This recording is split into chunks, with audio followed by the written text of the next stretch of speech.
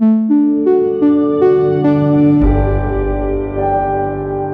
Undeceptions podcast.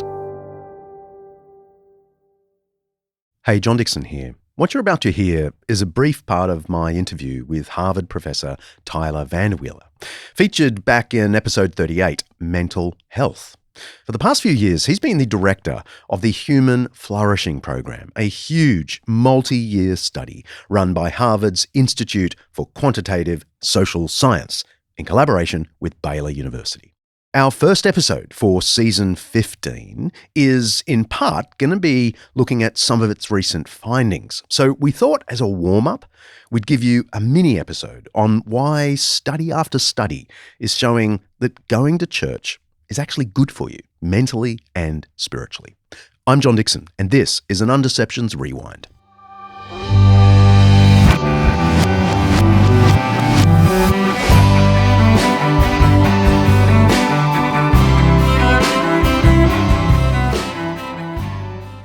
Before we get into the rewind proper, I just want to flag that we're going to start in a pretty heavy place, the topic of suicide.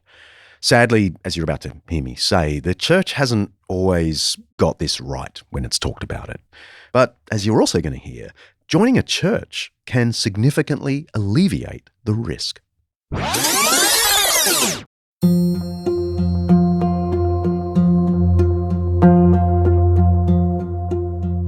This hasn't been a topic the church is super comfortable talking about. In the Bible, there are 6 or 7 suicides reported through the Old and New Testaments. The two best known are Saul in the Old Testament and Judas in the New. King Saul, who reigned in the 11th or 10th century BC, ended his own life to avoid dishonor and suffering at the hands of his enemies, the Philistines. In the New Testament, Judas, who betrayed Jesus, commits suicide after handing Jesus over to the authorities. There are 2 quite different accounts of his death, you may know, one in the Gospel of Matthew and the other in the book of Acts. Check out the bonus content from last season's Bible Mistakes episode, where I speak with Craig Blomberg about whether these accounts are contradictory. Still, however Judas died, it's clear he took his own life.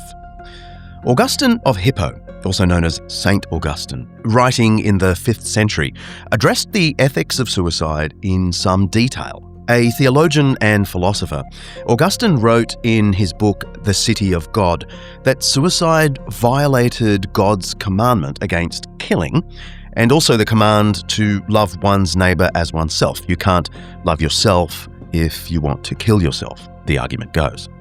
Augustine actually goes a bit further than that and says that suicide is an attempt to completely escape suffering, when the fact is Jesus himself has given us a model of what it means to patiently endure suffering.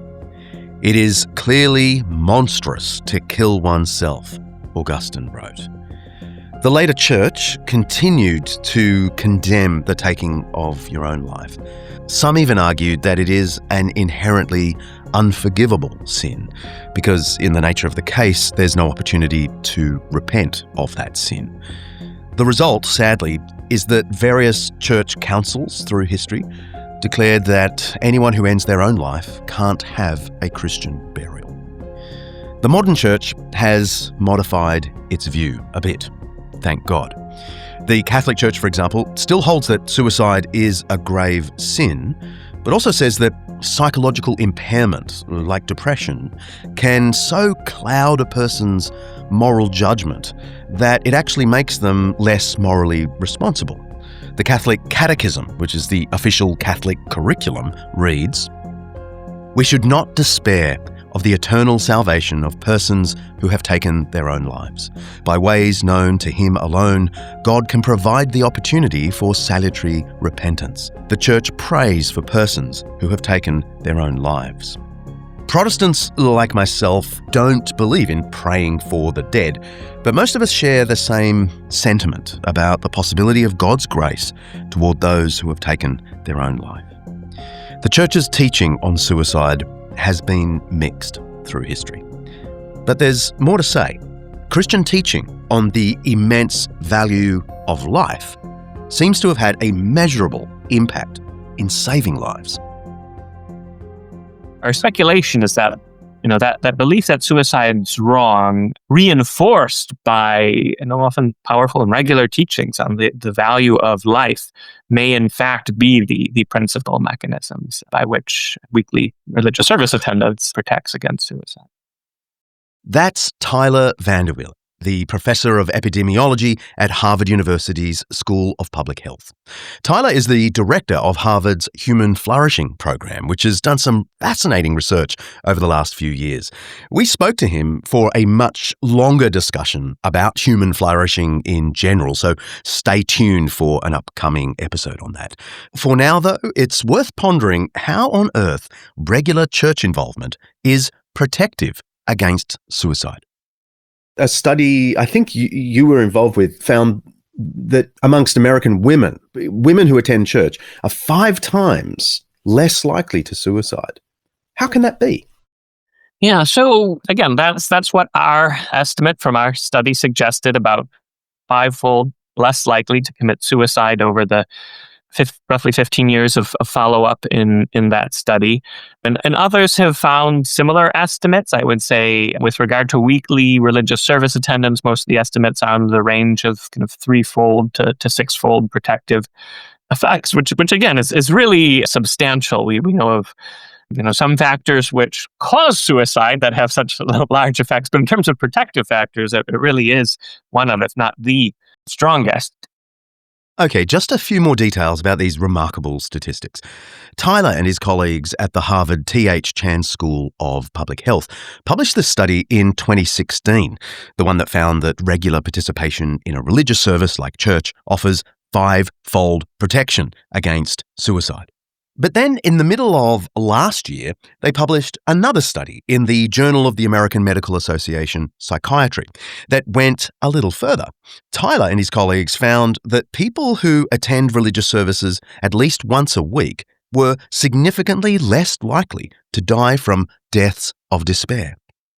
So deaths of despair is a term coined by Angus Deaton and Ann Case to refer to the phenomena where we've been observing, at least in the United States, increasing deaths due to suicide, alcohol poisoning, and drug overdoses. And what we found was that those who attended religious services regularly were at considerably reduced risk for these deaths of despair. Amongst women in this study, those attending regularly had about a 66% reduction in these deaths of despair. And with the men in the study, the effect was somewhat smaller, but still very meaningful. It was about a 33% reduction in the likelihood of deaths of despair over about a 20-year period. So considerable reduction, considerable protection for those attending religious services frequently. So we were curious to try to understand why this was so, and that is, from an empirical and scientific perspective, a more difficult question. And suicide, thankfully, is still a relatively rare event, but it makes it more difficult to study. But in the analyses we did that tried to understand what the mechanisms might be, we had speculated that sort of lower depression rates and less alcohol abuse and greater social support might all be important mechanisms for leading to the much lower suicide rates. And we knew from prior work that religious service attendance had beneficial effects on social support, on reducing depression, on reducing alcohol abuse. And these things are associated with suicide. And we found that, some of the effect was explained by these pathways, but much, much less than we had anticipated. I mean, with that dramatic 5-fold effect, quantitatively, it was really a tiny portion that seemed to be explained by these other mechanisms. And so that led us to speculate that maybe one of the central mechanisms, and this is more of a speculation than something we have definitive data on at present, but that maybe one of the central mechanisms was simply the belief that suicide was wrong. And many of these religious communities do have fairly strong prohibitions against suicide, and also profound teachings on the value of life being a gift from God, and sort of the negative consequences of suicide on the community as well. It's not just deaths of despair that are reduced by religious service attendance. Tyler found that religious service attendance is associated with better overall mental health. I would say there's very strong evidence for a protective effect of religious service attendance and depression. Those who attend regularly seem to be at about a 30% reduced risk of depression over time. And likewise, those who are attending regularly who are depressed are more likely to recover from depression. There's also evidence that religious service attendance contributes to various aspects of psychological well-being, tends to increase levels of happiness and life satisfaction, gives rise to a greater sense of purpose in life. So that would be another contribution of religious service attendance to mental health. Yeah, I would say the evidence to date is that religious service attendance has both a preventive effect, but also an effect on healing and recovery. And there's some evidence, I wouldn't say it's yet definitive, but some evidence that perhaps the effect on recovery is even more substantial than it is on prevention. That while religion may not prevent things from going wrong, may not prevent suffering, it allows one to find meaning in the midst of suffering and difficulties, and the resources which religious communities provide might help as a pathway towards healing. There's some evidence of this for depression. I would say even stronger evidence for this from recovery from drug abuse or alcohol abuse, where again one sees protective effects, but the magnitude of the effects on recovery seem to be even larger. Religious communities really have an important and powerful role to play in healing and in recovery. The prevailing idea for many is that religion is bad for you, but the evidence just doesn't support that. It strongly points in the other direction. Tyler Vanderwiel is a leader in his field. He's not just heading up the Human Flourishing Project at Harvard. He is a methodologist and statistician. He has an added interest in making sure his research holds up. So we asked him, what about reverse causation? Isn't it possible that only healthy people end up going to church in the first place? The only way to properly address this is to collect data repeatedly over time, both on an individual's health status and on an individual's religious service attendance. And then you can begin to look at, do the changes in religious service attendance precede those in the changes in health, or is the reverse the case? So we essentially control for early levels of health when looking at the potential effects of religious service attendance on subsequent health and well-being. And this helps rule out that possibility of reverse causation. Tyler's team isn't the only group of experts that have found these positive connections between religion and mental health.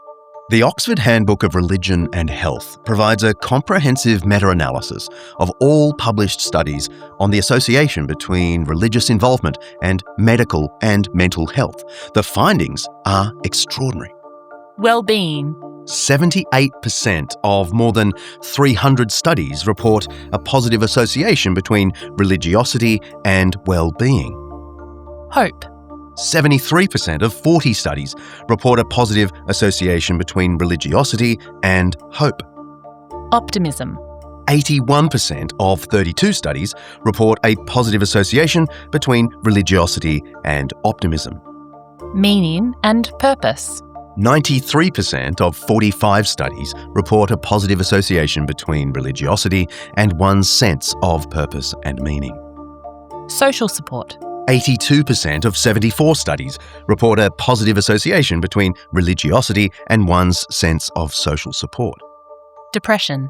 61% of 413 studies report lower rates of depression or faster recovery from depression in religious individuals. Suicide. 75% of 141 studies report that religiosity is associated with less suicidal ideation, fewer suicide attempts, or fewer completed suicides.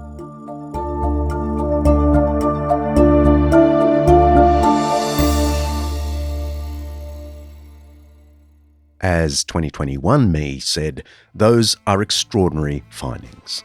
Tyler and the rest of the team in the Human Flourishing program recently published their first report on their ongoing study, and the results are even more amazing. But for that, you'll have to tune in for next season, when we kick off with an episode all about it. See ya.